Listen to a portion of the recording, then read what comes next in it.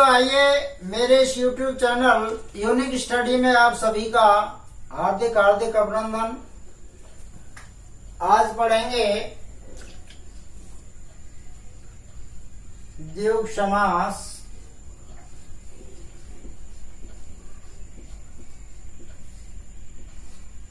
द्विगु समास की पहचान है, इसमें पहला पद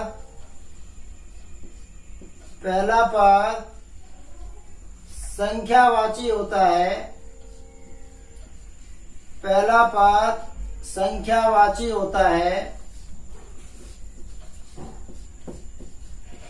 तथा दूसरा पद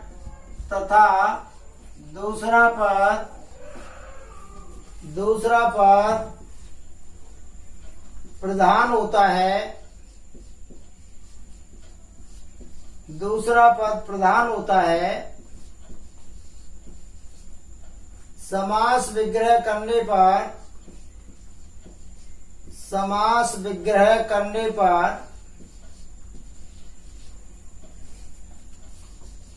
पर दोनों पदों को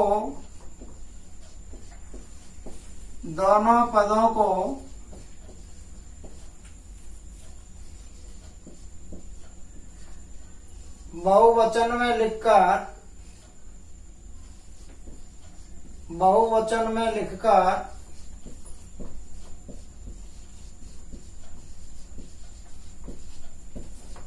अंत में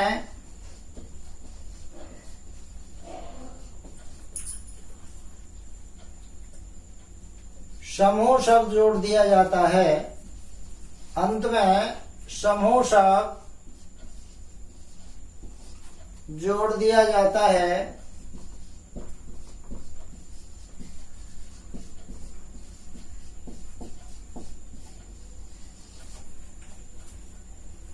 जैसे हम उदाहरण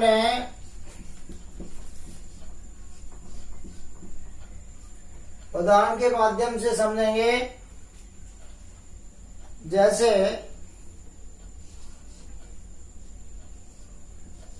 पंचतंत्र,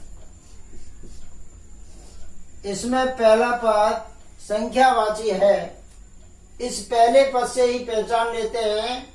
जिसमें पहला पद संख्यावाची होता है उसमें द्विगु समास होता है।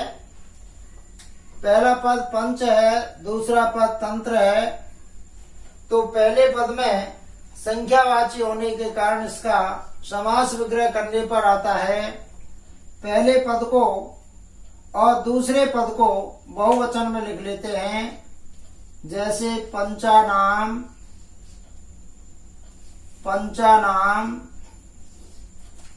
तंत्रानाम,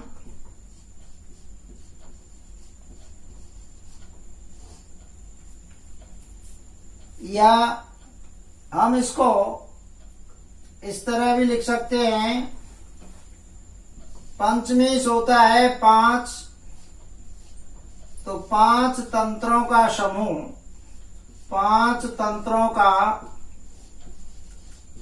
समूह। जैसे चौराहा, 4 राहों का समूह, 4 रास्तों का समूह। पंचमुख, पंचमुखों का समूह। लेकिन कुछ उदाहरण इसके बहुब्रीहि समास से मिलते जुलते होते हैं।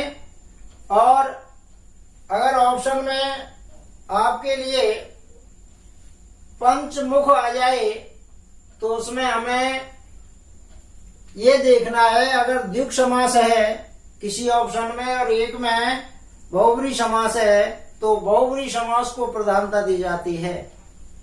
अगर बहुब्रीहि समास नहीं है, द्विगु समास आ रहा है, अन्य 3 ऑप्शन में आ रहे हैं, तो द्विगु समास ही लिखा जाएगा। जैसे पंचतंत्र में हमने लिख दिया पंचमुख है। पंचमुख यानी 5 मुखों वाला, या जिसके 5 मुख हैं, जिसके 5 मुख हैं, 5 मुख हैं वह, तो 5 मुख हनुमान जी के हैं, पंचमुखी हनुमान होते हैं, तो ये आपका बहुब्री समास के अंदर आएगा। और इस ऑप्शन में दोनों दे रखे द्विगु समास और बहुब्री समास, तो बहुब्री समास को सही मानेंगे। अगर द्विगु समास है अन्य और ऑप्शन में दे रखे हैं तो उसमें द्विगु समास को की प्रधानता होगी। ऐसे ही हम और लिख सकते हैं, जैसे सप्तऋषि, सप्तऋषि 7 ऋषियों का समूह, 7 ऋषियों का समूह, 7 ऋषियों